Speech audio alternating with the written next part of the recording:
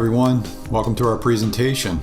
My name is Matthew Jaworski, and I'm a senior subject matter expert on the Autodesk Digital Manufacturing Group, specializing in the plastics industry and more specifically the Moldflow product line. As a brief background for those of you that don't know me, I'm a plastics engineer. I earned my dual BS degrees at Penn State in Mechanical and Plastics Engineering Technology and my master's and PhD in Plastics Engineering from UMass Lowell. I also taught as an adjunct professor at both those schools. My plastics career started about a quarter century ago, hard to believe it was that long ago, at Erie Plastics in Corey, Pennsylvania. There I set molds and troubleshooted presses to help put myself through college. Then I moved out to the West Coast to work for Hewlett-Packard on inkjet printer designs, where I first started using Moldflow. I moved back to the East Coast and spent about 3 years over at Rubbermaid in the Home Products division, using CAE and FEA tools to design new products. And finally, I joined Moldflow, now part of Autodesk, in 2000. But that's enough about me. I'm joined by Jonathan Lamb from a truly inspiring company called SolarBuddy. Jonathan, would you mind introducing yourself and your role? Absolutely. Hello, my name is Jonathan Lamb, and I am the Design and Development Manager at SolarBuddy. Today, alongside Matthew, I'll be talking to you about how we, SolarBuddy, are partnering with Autodesk to use software, workflows, and pro bono expert resources via the Autodesk Foundation on several projects to help assist and improve our products and processes to support our mission of creating a more sustainable world for current and future generations. To give you some background, I've been working at SolarBuddy for over 2 years now, since completing my degree in industrial design.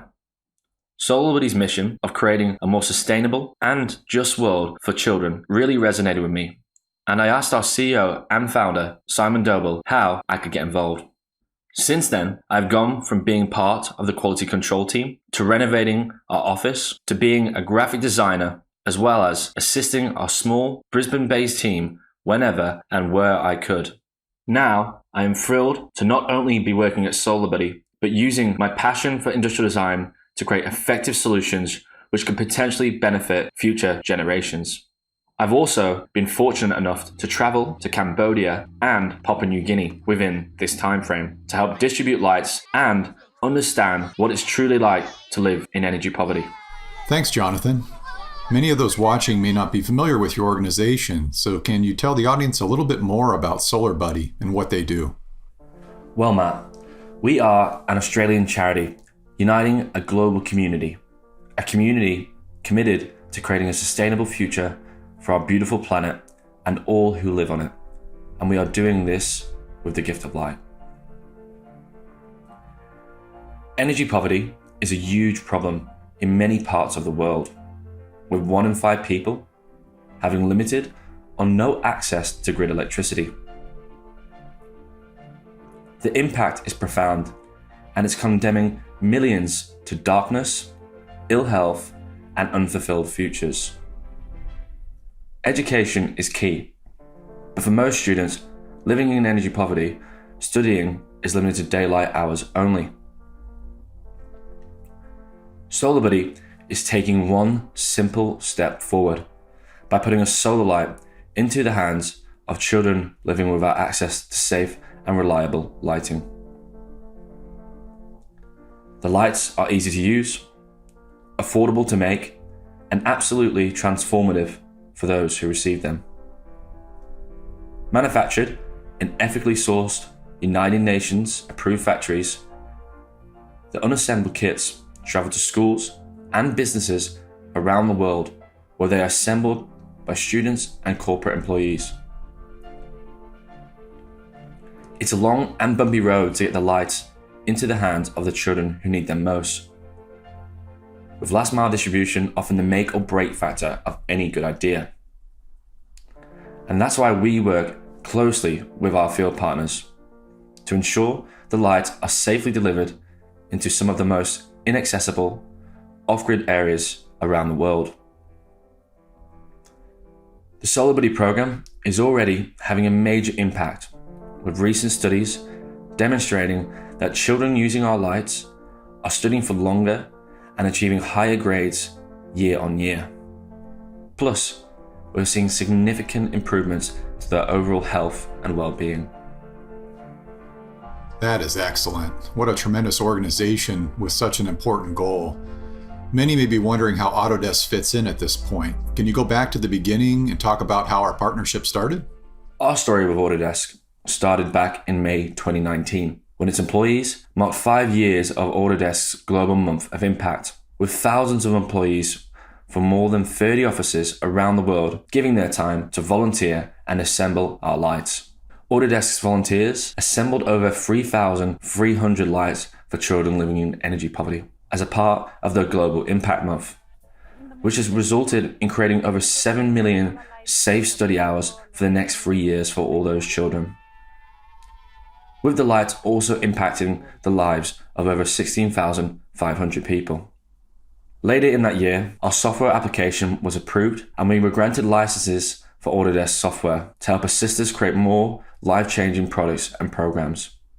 In addition to the software, we also signed up to Autodesk's Pro Bono Consulting. Autodesk's Pro Bono Consulting connects skilled employee volunteers with non-profit organizations and entrepreneurs working to solve social and environmental issues. As a non-profit organization and registered charity, we depend on partnerships with like-minded companies just like Autodesk to achieve our goals, as without them, our mission would be impossible. I totally agree, Jonathan. I think many people are surprised to know that Autodesk grants millions of dollars of software and offers expertise to organizations like yours to help better the world. Many nonprofits just don't have the budget to invest in tools or the experts that they need to succeed, so programs like this are pretty crucial for their success. Autodesk also grants software to all educational institutions for free and provides our expertise and software to assist with projects related to the current global pandemic, like PPE equipment as an example.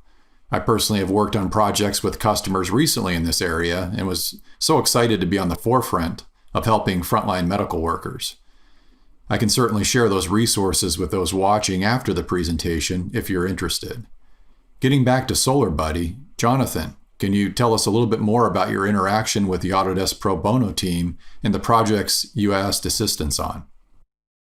After submitting our application, a special group of Autodesk employees accepted the challenge.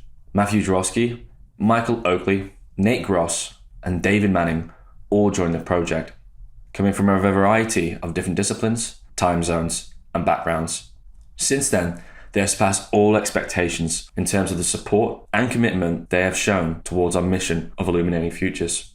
Our team has been completely virtual throughout the whole process. However, thanks to the collaborative platform of Fusion 360 and other softwares within the Autodesk suite, we have been able to discover, define, develop, and start to prepare to deliver multiple life-changing solutions. Our first task was to redesign our current light, JuniorBuddy, which already has illuminated the lives of over 125,000 children across the world. Our task was to create a more sustainable solution whilst reducing manufacturing costs, size, and material usage. We first had to focus on the initial user to ensure the light was more engaging, but still simple enough to assemble to thereby reduce the light's reliance on quality control. Then, most importantly, we had to focus on the end user by looking at improving the light's durability, electronics, waterproofing, and usability. Our second task was to design the packaging of a new and upcoming light, StudentBuddy. With the design of the light already completed, the team and I were tasked with creating a sustainable and waste-free packaging solution to assist in the environmental and social impact of the new product and program. As here at SolarBuddy, we strive to ensure that everything we distribute and ship is designed with purpose, including the lights, buckets, and all the packaging that comes with it. This solution also needed to serve the purpose for both unassembled and assembled lights, whilst being capable of being distributed to schools all over the world. I know many of those watching now are on global teams that are much larger than the one we put together and are now working virtually from home, but probably face a similar challenge in communication across multiple time zones. They're probably wondering how we managed our workflow. Can you comment on that, Jonathan? Well, you're about to find out. Matthew and I will now walk you through our journey using Autodesk software, workflows, and pro bono expertise. I will be walking you through the discovery, defining, and development phases, focusing on our brainstorm and collaboration methods, our initial designs and meetings, and the multiple design iterations we did before refining our final solution. With team members spread across the world and living in different time zones, our team was completely virtual, like I've said. However, this was not a problem, given the platforms out there which help promote collaboration and innovative thinking. As a team, we have been using Mural to collaborate and brainstorm in the early stages of the design process, alongside using Microsoft Teams for communication. The experience we gained from using this software with Autodesk, who were the first to introduce us to the platform, led us at SolarBuddy to create a dedicated global innovation challenge called Solve the 17. This program allows us to bring people together virtually from across the world to collaborate on one of the many sustainable development goals, with the design now in contention for winning Australia's Good Design Award. That's fantastic, Jonathan. I hope you guys win. Mural's a great tool we use for virtual meetings to review and prioritize business goals and issues with customers.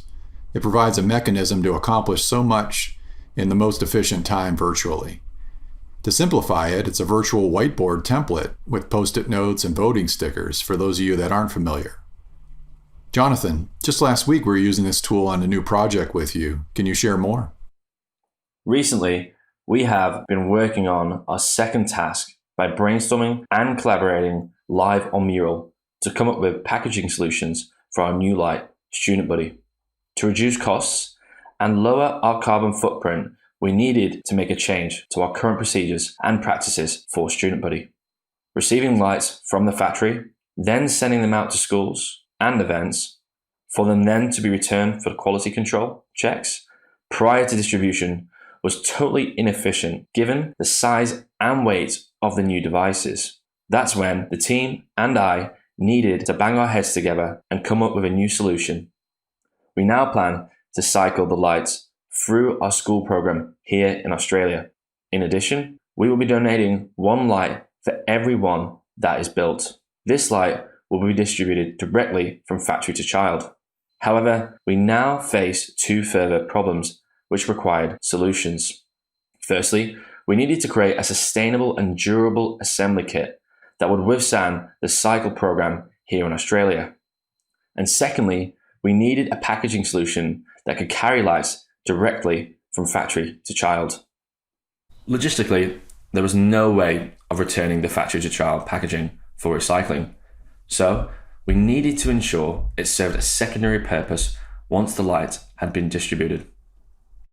After much discussions, using the Solve the 17 design process on Mural, the team and I decided the best way forward was to create a retrofitted barrel. This barrel would store the light initially, but then would become a multiple use kit as its secondary purpose, with its key use to store and filter water for both children and teachers at the schools the lights will be distributed to. Instead of providing filters that have a short lifespan and that need replacing every 6 months, we plan to provide instructions in how the schools can make their own do-it-yourself charcoal filters. We will also distribute additional equipment to help schools harvest or transport water depending on their locations. For the assembly packaging, we firstly looked at using paper pulp. However, we knew over time these kits would get damaged through the new assembly cycle process. Even though the material is biodegradable, we would still be consuming and producing them at a cost to the environment. That's when we plan to use existing local recycled plastic that we can use to vacuum form our packaging solution. We can then reuse these kits over and over again, and if they do break down or snap, we will simply send them back to where they came from before we make another production run, creating an endless cycle of using existing recycled plastic here in Australia. And Jonathan, I love that we looked at the impact of everything that goes into not only the design, but also the packaging, so nothing goes to waste. And we were reusing materials that may have ended up in a landfill or polluting the local environment if improperly discarded.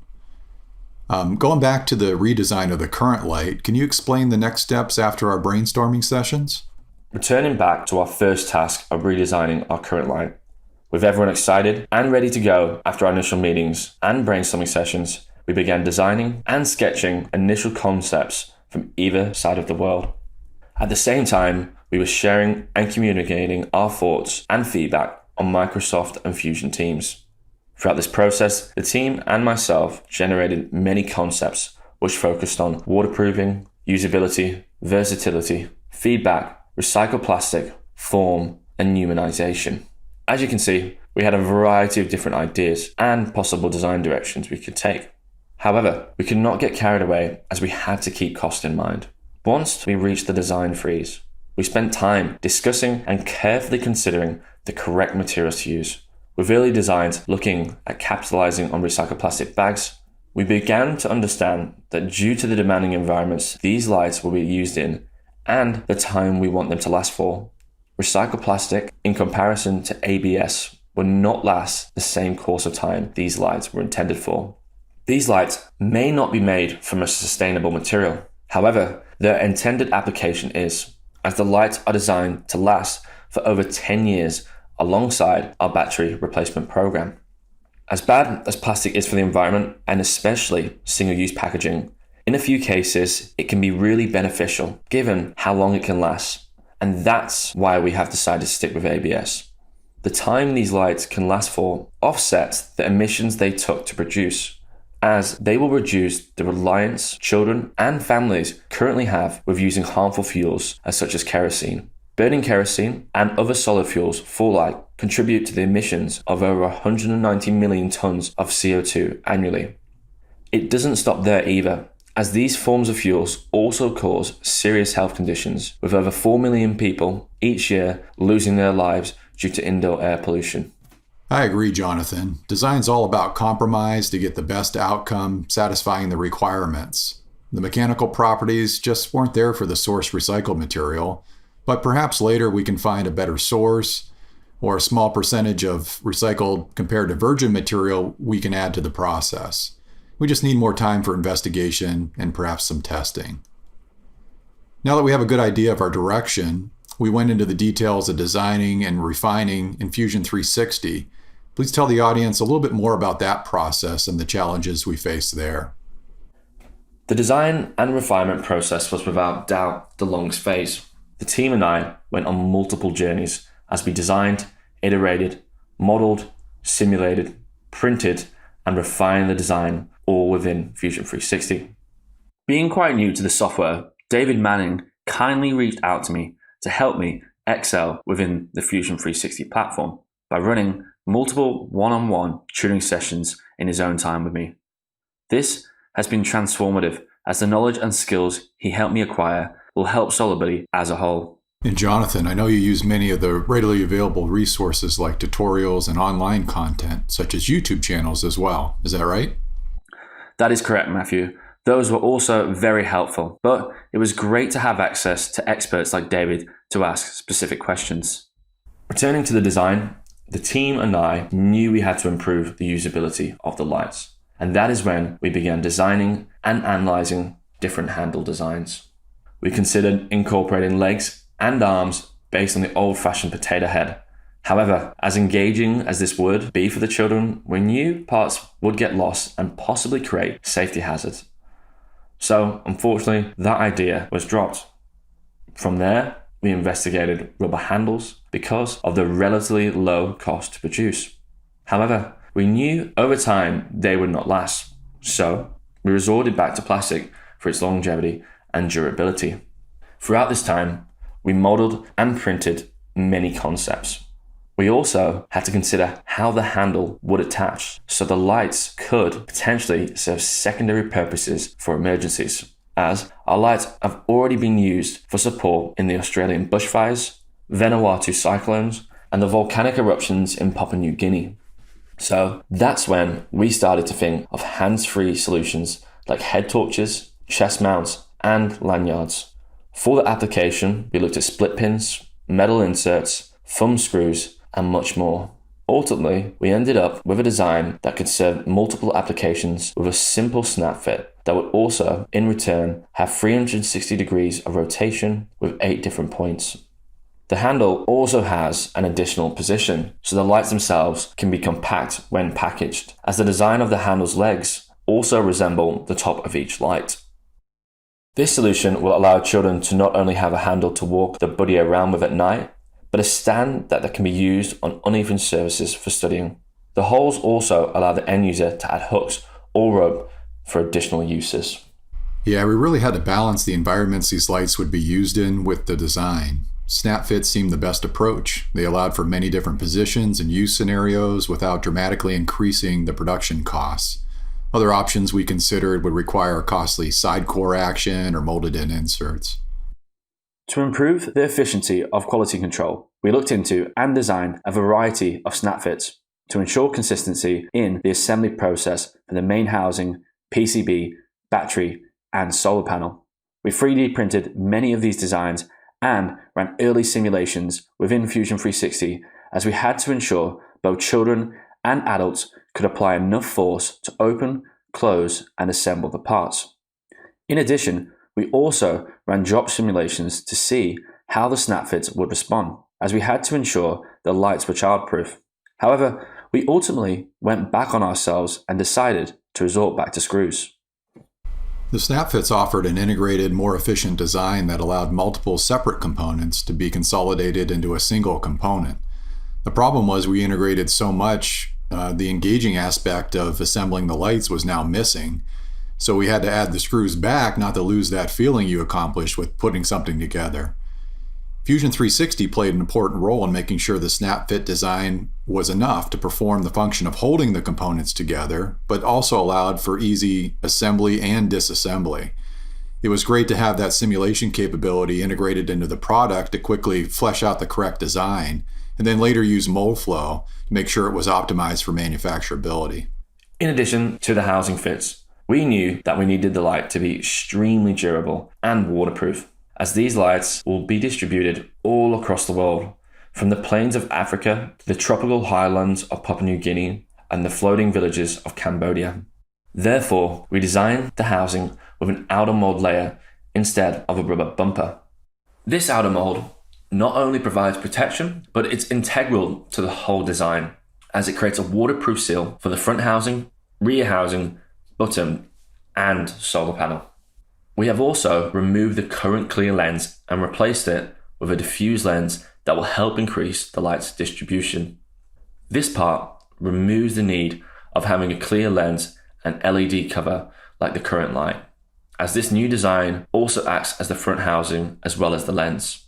Obviously, we realized that overmolding another elastomeric material over the ABS would introduce a scenario that's not really recycling friendly at the end of life of this component.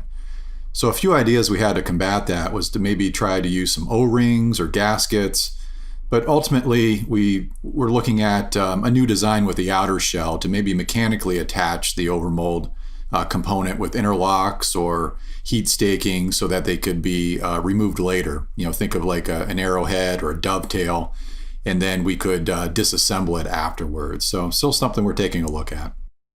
In terms of technology, we looked at humanizing the design even more with mood indicators, so the children would know when their buddies have had enough sun or whether they are running out of life. This in turn would increase the battery's longevity. The new light will now have additional modes, including a night light, so every child has the opportunity to go to sleep with a light and not complete darkness, with this mode being able to last for over 40 plus hours on full charge. We have also included a red study mode, so children's eyes can adjust faster to their surroundings after reading. We also looked into our options with batteries and have decided to move forward with lithium due to its lower discharge rate, larger capacity, and reliability. However, we didn't want to rule out the nickel metal hydride batteries completely, as we could face some issues with particular countries in the future, as lithium is deemed a dangerous good in freight. And that's why we have designed the electronics in a way that they can be as versatile as our handle. So we can house not just lithium batteries, but nickel metal hydride batteries, and also the addition of a charging port, so the new light can be charged by our StudentBuddy lights in the future. Thanks to the versatility of Fusion 360, we were able to manipulate the PCB with ease within the modeling process, allowing us to freely design simultaneously with our engineer. Working with our electrical engineer, we have designed the PCB to be interchangeable, allowing us to create the free variations we wanted, all without changing the hardware. This was achievable by ensuring all options can be placed on the one PCB at the same time. That means the free variations of our PCB will only have a slightly different bill of materials and minor changes in the firmware when in production. So we can basically decide at the production run which option we plan to use.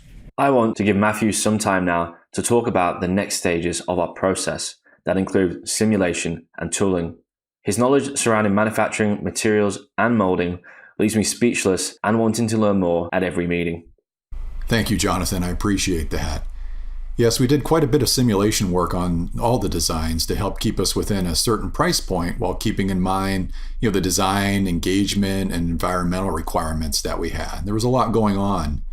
The refinement process got us closer to the design that we were all comfortable with. As Jonathan mentioned previously, we finalized on a cost-effective, single mold, modular design that encompasses both battery options in the main snap fit area. An adapter piece will be molded along with the bottom housing and a family tool to allow for both battery configurations and the ability to shut this piece off in the runner when we don't need that second piece. We designed the snap fits in the battery area so that they could be formed in a two-plate mold design and not need a more expensive tool that encompasses slides or lifters. Mold flow was used to refine the design further. In some areas of the initial designs, they were very thick, and their concern was for aesthetic sink marks or voids, and not to mention the longer cycle time and extra material that would be used. So since we did have assembling parts and a boxy type shape design, there was also concern of warpage and tolerances. And this part needed to be waterproof. So we used the deflection results to make sure the parts fit properly before the mold was built, thus reducing the risk that we would have later on. Jonathan, I just want to say it's been a pleasure working with you on this project and the team, and I'm looking forward to the next phase of the StudentBuddy project. Do you mind going through a summary for us? Thank you, Matthew. To summarize, our relationship with Autodesk has contributed to illuminating the futures of thousands of children. Their continued support and expertise has been transformative for a small organization like ours with such big dreams. None of this work could be possible without the support of companies just like Autodesk. In terms of the pro bono support, I couldn't have wished for a better team to work with on both projects, and to anyone who's considering volunteering or signing up to the pro bono project, I can't recommend it enough. By the start of next year, the new version of our SolarBuddy lights will not only reach and educate the children in schools across the world, but also the children who need them most, and that is those living in energy poverty.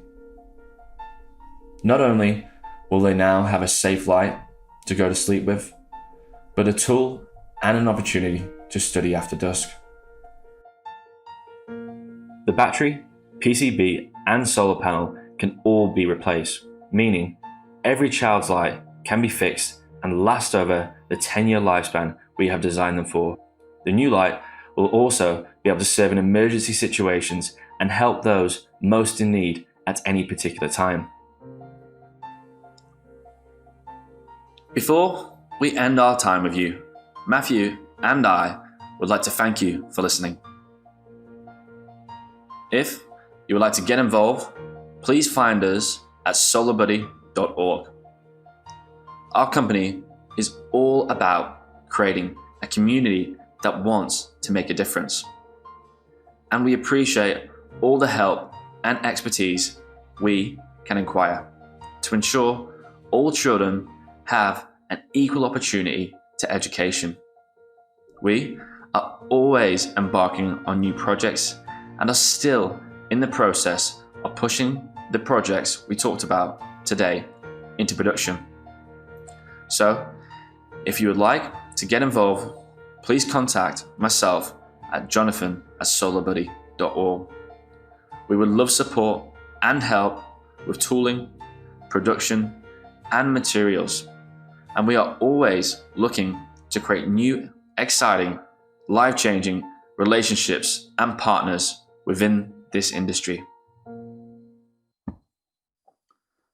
Finally, if you have any questions about SolarBuddy, our processes, or the Pro Bono program, Matt and I are here to answer any of your questions.